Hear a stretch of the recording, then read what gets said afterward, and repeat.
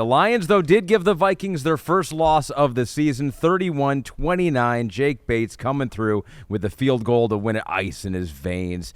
So the Lions have done it now. They have given the Vikings their first loss. And Melkor23 says this, damn okay. Yeah. The whole Detroit Lions team, players and coaches, started the game off horrible, didn't waver, took the game over, went through more turbulence, but ultimately overcame and pulled out the W. That's a good summation of how that game went, because there were times where the Lions were controlling it, not early, but then in the middle of the game, and then it's like, oh, some adversity. Oh, we're down, just like that. Right. Jared Goff takes him down, gets him in range for a field goal. Start the game with a fake punt.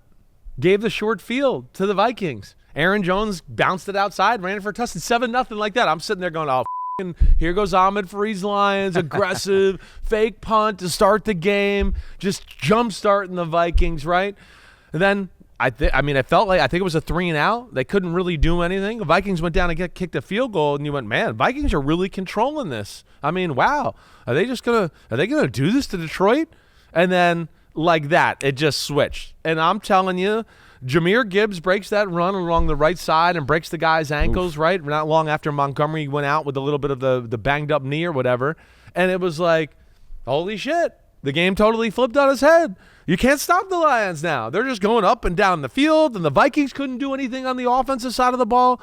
The Lions' offense, of course, is in the combo for the best offense in all of football. And then I think when you couple that talent, the scheme, the constant attack, they're never looking for, let's just throw a 3-yard slant. Let's just throw a 4-yard out route and get the – no. It's like we're running the ball to gash you. We're dropping back to throw, and we're looking for 20 every time we throw it.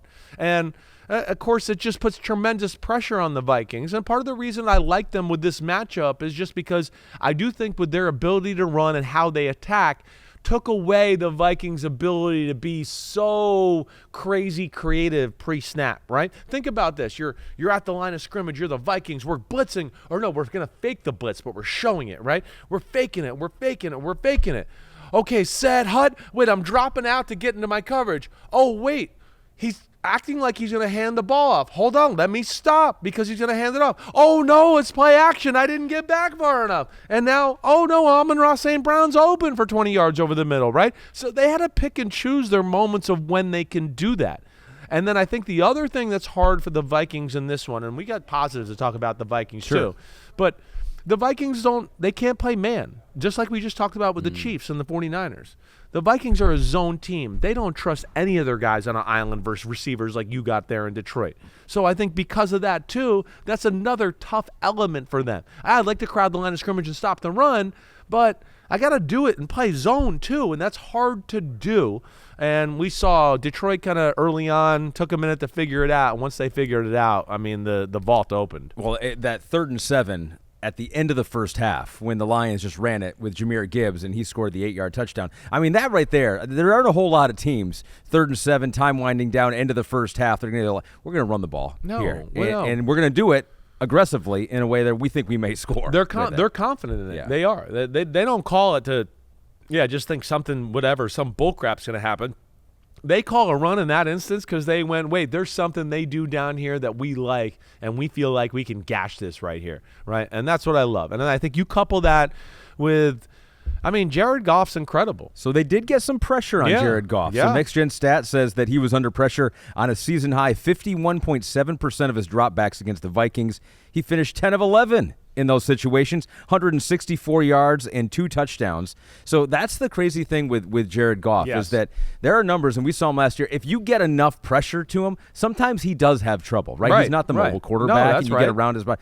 But you have to get to him, right? It can't be like half pressure. That's right. There's different types of pressure.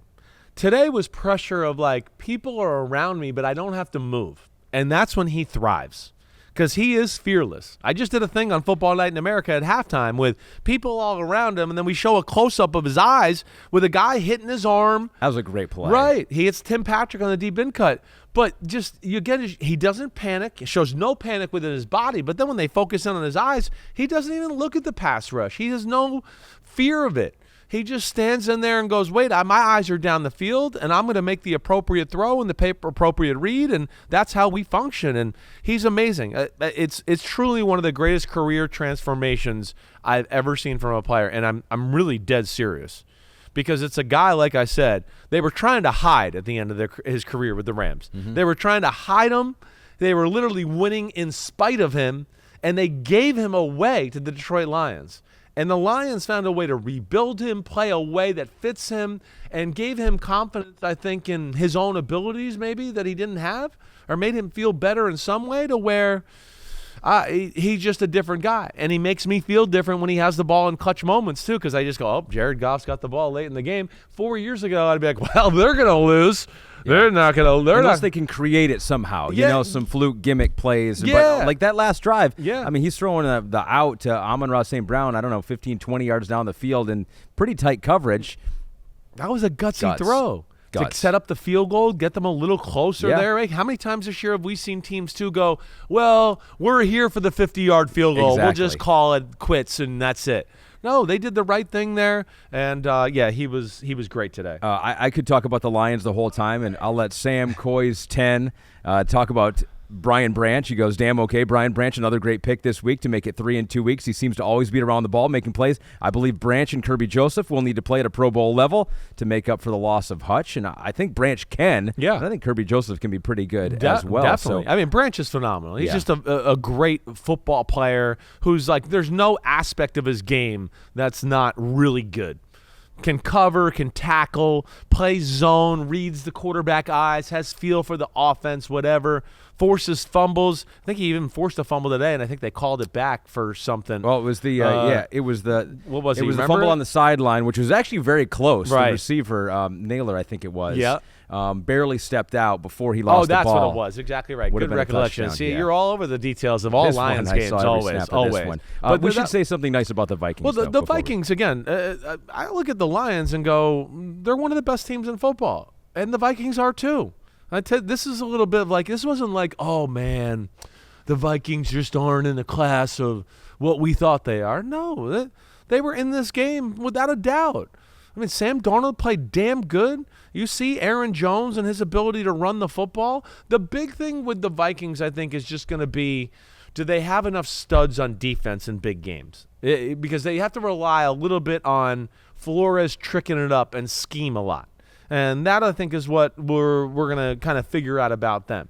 Detroit's not a whole lot different there. Detroit has at least the big people where you can just go, hey, we could stop the run with our big people. We don't need to, like, totally load the box and do crazy stuff like that as well, right? But without no Aiden Hutchinson, they're going to have to create their own stuff too. I think it's two defenses in both of these teams that aren't going to be afraid to be creative and aggressive going forward. And I think you guys will even continue that with Aiden Hutchinson because, one, you have to create a little pressure. But I also think your coaches don't care because they go, wait, our offenses are good. We don't want to die slow deaths on defenses, have teams going on 10-minute drives. We either want to make a play and get them off the field or create a turnover or get them 3 and out, or fine, they go down and it's 5-play, 70-yard drive, and then we got the ball back, and here we go again. I think they're willing to play aggressive on both sides of the ball. That's what makes both of them a lot of fun to watch. Yeah.